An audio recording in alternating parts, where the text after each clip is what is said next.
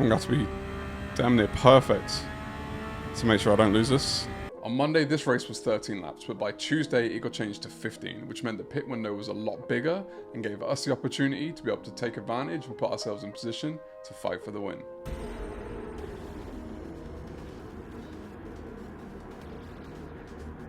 (1296), everyone else in Porsche.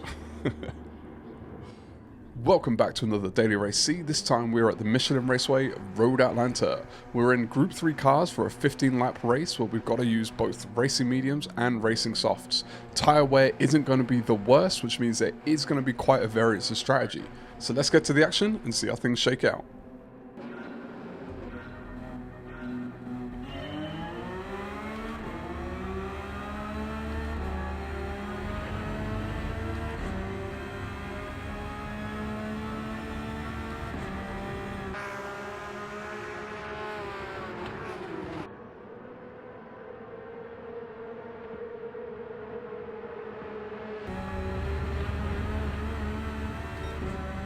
Something's happened behind us. So with a little contact with the cars directly behind us, one already goes off and the effects cascade all the way down the rest of the grid. Following all the way through the S's, there's still a bit of runoff, which culminates right at the bottom where there's more contact leading to a lot of chaos. Looking from the point of view of the person at the back of the grid, you can see that nobody was spared and this incident affected about 2/3 of the grid.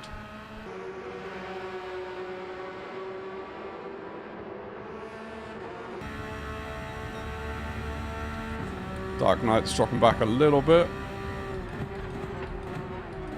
Well, that took everything in me to not go in the back of them then.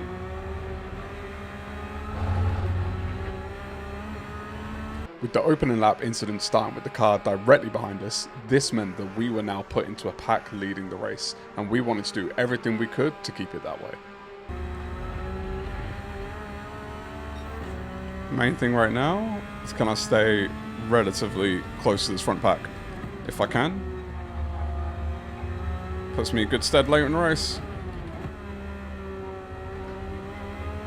This is far from our strongest track, so we knew keeping up with the front pack wasn't going to be easy. However, with a bit of late braking into the chicane, it enabled us to keep just on the back of their heels.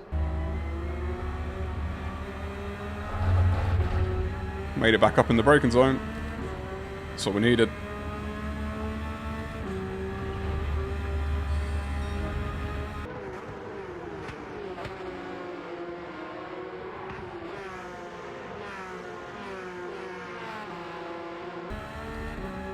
So at the moment, I'm not quite at the same pace as this front pack. I'm not dropping back horribly. They've got a little bit on me. And the car behind is finding some pace.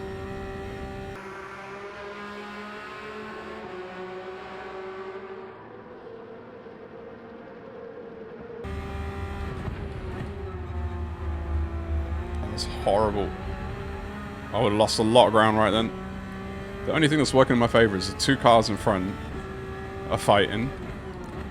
And then P1 and P2 are fighting. So that's keeping them all a bit slower than they would otherwise be. One thing that can hold fast drivers back in sim racing is when they fight too early in a race, allowing cars behind to catch up to them as they waste time being defensive. We knew this was happening with the cars in front, and we were ready to take full advantage. And I keep making back a little bit of ground in that braking zone, even if it's just a 10th.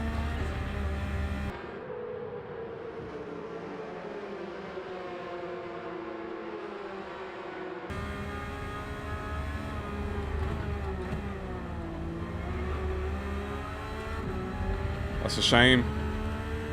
That's a shame. That was collateral damage. They weren't even involved in the fight, but they suffered the pain. So with that mistake from the other car, we've managed to put ourselves up into the top 4. However, you'll notice that the car behind has managed to make gains and is right on our bumper.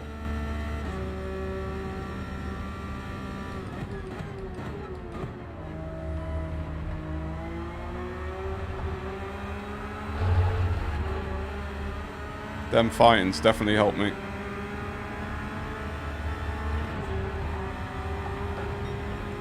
I mean, I don't know. How do I feel about that? I don't know. I feel like I'd earned the right to that space. I don't know. Maybe I should have given them more room. Sometimes moves are tough to assess in the moment, and right then and there, I thought it was best for me to continue on because I didn't feel it was 100% my fault. However, looking back at it, I definitely feel like I could have given them more room on the exit of that last turn. 2 beers?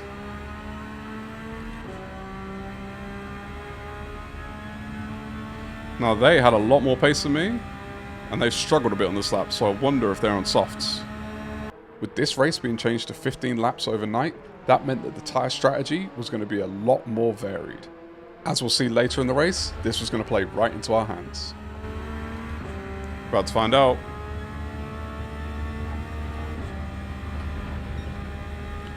Yes, they were on softs. This is a great time to remind you that after this race, we will be going to our RufffWizard Daily Race Awards, where we'll be looking for the nominees and winners of the best overtake, the best livery, and unfortunately, the most unlucky moment. Stick around to the end to see who our lucky winners are.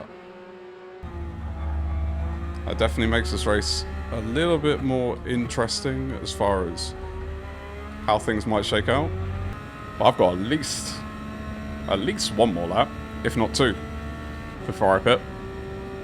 So we're going to have quite a big tyre offset. With the car that we were racing for P2 having pitted on lap 6 to put mediums on after running softs initially, we knew that there was going to be an opportunity here by going long. It did mean that we were going to have to baby the tyres a little bit, but we thought this was going to give us the best chance to have better pace at the end of the race and hopefully make those positions up again. Definitely lost a little bit of time to come out in second, but it's worth it for the grip.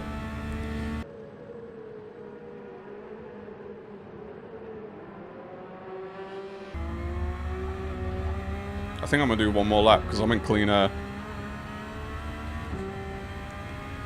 And just, my lap times aren't horrible. I'm able to hold onto the car. Like, they're not fast, don't get me wrong, but they're not the worst thing in the world. As long as I can hold the car this lap, it just means I have less risk on the softs. Oh, and there we go. It's exactly what we talked about. Am I able to hold onto the car? That little snap did make us wonder if we were being too ambitious trying to hold onto these tyres, but at this point, there was no looking back. We just had to keep pushing forward. Oh, gosh. Oh, I've just made this race a lot more difficult myself. I've lost... Well, let's see what the split is here, but I've lost 2.5 seconds. Comfortably. 2.5, 2.6. 2.6 seconds. Not the best, not the worst. We could have completely span off. But I just want you to keep that number in mind for the end of this race. 2.6 seconds. Let's see where we come out. I'm expecting to come out probably like P4, P5. P4. If you are enjoying this video, it would mean a lot to me if you would give it a like. If you want to see more in the future, you can hit that subscribe, and don't forget, if you hit the bell, you'll get notified when new content comes out. Can we push and catch up to these two? Definitely got the pace to get on the back of them, but that's only one part of the equation.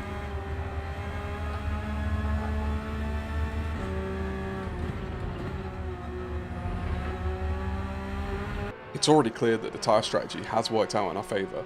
We're on the bumper of P3 and P2 is only a few car lengths ahead. It's now up to us to put that pace to use. We need to make sure we put our car in the right position to get past safely, and if we do it quickly enough, maybe, just maybe, we can start chasing down P1 for the win. Definitely on the inside going up to chicane. On fresher, softer tyres.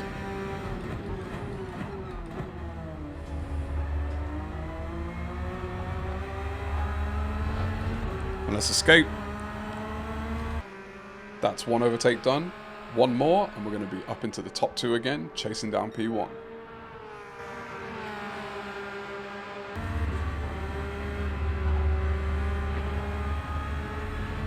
Again, I've got to pick my moments wisely here. I got fresher tires. I don't need to make any rash moves.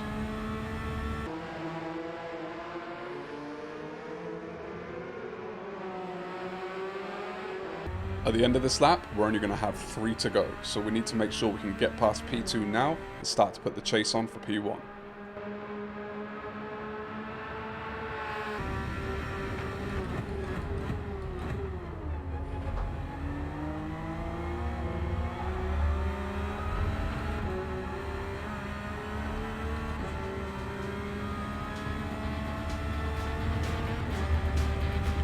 Let's go.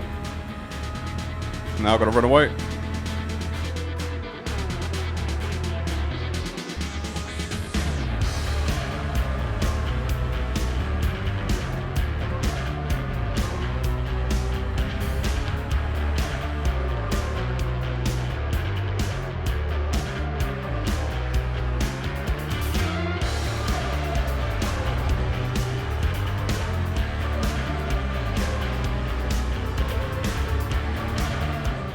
Not gonna lie, that absolutely threw me off.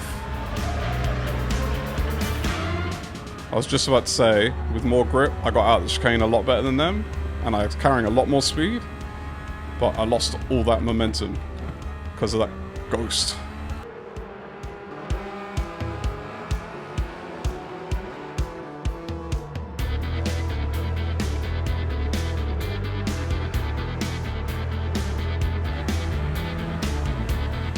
I'm going to have to be damn near perfect to make sure I don't lose this.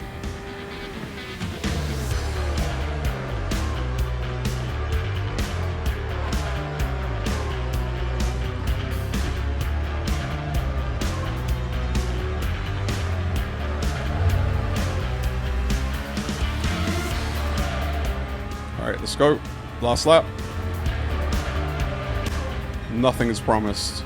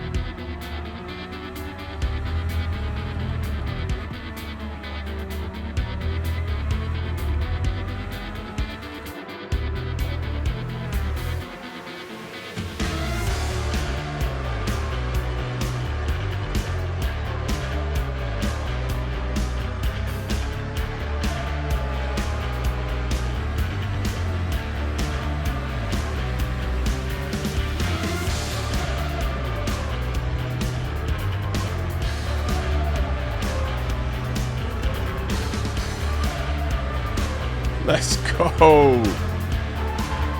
Come on.